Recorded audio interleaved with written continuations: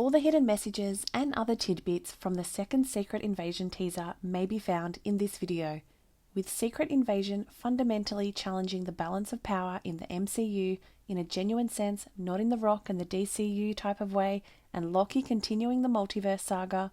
We'll explain how the position of superheroes on Earth will change as a result of this show, much as the Winter Soldier radically changed the MCU. We'll also discuss how the MCU is in a similar situation with the universe poised for a game-changing event. Let's get started. Nick Fury is shown in the opening scene heading through a forest towards a chain-link fence with a barbed wire line at the top. However, you'll note that the gates are open and the guard station is deserted. Radiation warning signs are located on either side of the station. Now find the font on the signs to be fuzzy. Later in the caravan, we'll see an abandoned power station overrun with a forest. This looks like a modern-day Chernobyl, after the accident at the nuclear power plant in the 1980s. They don't quite like the typical Western attire, and this is written in Russian. Therefore, this plant is either Chernobyl or another decommissioned power plant.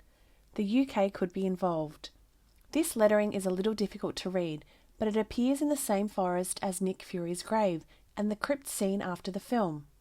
It would be an ideal place to store your belongings after staging your death. No one will ever show up in a radiation zone to dig up your grave, although there will be more on that in a moment in the comics. Additionally, a vampire kingdom ruled by Dracula is located in Chernobyl. To refresh your memory, Nick Fury started his career by assisting Captain Marvel in stopping a Kree invasion. Later, he assisted Skrull refugees in finding homes in space. The Skrulls were led by Ben Mendelsohn's Talos, who was friendly and appreciative of the people of Earth. But in this show, another faction of the Skrulls is attempting to conquer Earth. Nick Fury faked his death and left the shield after the fall of the shield. We once hypothesized that Fury's appearance on Agents of S.H.I.E.L.D. was the last time we saw human Fury on Earth, because he's eating diagonal bread in the Age of Ultron. Still, he could have been with the Skrulls for weeks or years when we saw him on vacation. Talos took Fury's place while watching what was happening on Earth. When Fury first appears, he's just a blurry silhouette, reminding us of aliens and close encounters of the third kind, while emphasizing how little we know about this potential Fury. It's difficult to tell because the main idea of this show is that we can't rely on our perceptions and are unsure of whom to believe. This is an easy way to distinguish which scenes are earlier or later in the series, because in all the shots where Fury appears to have just arrived on Earth, he's wearing a thicker, more worn-out coat. Later, we see him swap that coat out for something more sleek, as he wore in the Avengers. Then Talos tells us that things have gotten much worse since you've been gone, which, if Talos is referring to the evil Skrulls, is telling us something. It means that the bad guy Skrulls have been active for about 4 years, and that Fury and Talos have been engaged in a shadow war with them for a long time. Next, we see Fury receiving a debriefing from Talos in a dilapidated building. Next, we travel to the Kremlin. We are unsure if this is truly graphic or if another Skrull chose to look like him. Later in the trailer, we see several Skrulls wearing the same face, so they might all be using this same man's face when committing crimes, so the authorities can only pin it on one man. We can predict that this event sends Fury down to Earth, and he goes to the Russian power plant to obtain his supplies as he attacks a festival in Red Square. As we travel to London's The Last Place on Earth to sell Talos disguised as Fury, we hear a ticking clock, which makes this show and the original Secret Invasion comics so entertaining. Since Sonia Fallsworth, played by Olivia Colman, is a member of M113, the UK's equivalent of S.H.I.E.L.D., the ticking sound is undoubtedly coming from her office. If Prosper's name sounds familiar, you could be thinking about Jack Montgomery Fallsworth, also known as Union Jack, who was one of Steve Rogers' Howling Commandos in the first Avenger. In the previous trailer, we saw many clocks in Fallsworth's office, each showing a different time. This is similar to Trip on Agents of S.H.I.E.L.D., the grandson of Gabe Jones, and how Jim Morita was the grandfather of Peter's high school principal in Homecoming. She adds that we see Fury limp along, truly displaying his age. The subtext is that just like looking at the face of a clock doesn't tell you the genuine time, Doing the same with people doesn't necessarily reveal who they are. Next, we see Talos lunging at Gravik at a London Portrait Gallery event, essentially a gallery of prominent political figures, like how sure that the Skrulls have infiltrated Earth's political power structures. You'll notice that the tombstone is for Colonel Nick Fury, not the original Nick Fury, who served as director of S.H.I.E.L.D. when we first met him. This is what Nick Fury appeared to be.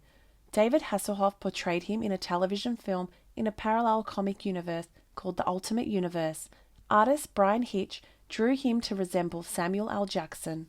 Thus, the Marvel Cinematic Universe selected Samuel Jackson to play him instead. When the original Nick Fury passed away, it was revealed in the comics that he was replaced by a son who resembled Samuel L. Jackson.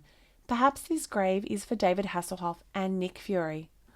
Fury's father died in the war to save other warriors, hence the gravestone. In this case, Fury has activated a hidden chamber behind this wall where, based on appearances, his pretty good coat was kept. The frequent references to Thor are also intriguing. Perhaps this is a weapon that Thor left for Fury, or that Fury stole from Thor. Perhaps this is concealing a genuine piece of Asgardian technology, such as the Destroyer's component or the one used to create Coulson's gun in the Avengers. Or there may be any amount of alien or Asgardian technology that has lain dormant for centuries. This is Fury's safe house, his sanctuary, where he kept his gear. Assuming Fury has had this item since before ironing, it's possible that he picked the Norse writing on the plaque as a nod to the Tesseract's original hiding place in the tomb behind Ysidro.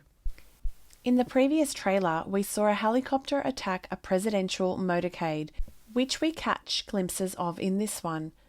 Dermot Mulroney plays President Redson in this film, making him the same president who won a regime change in Wakanda.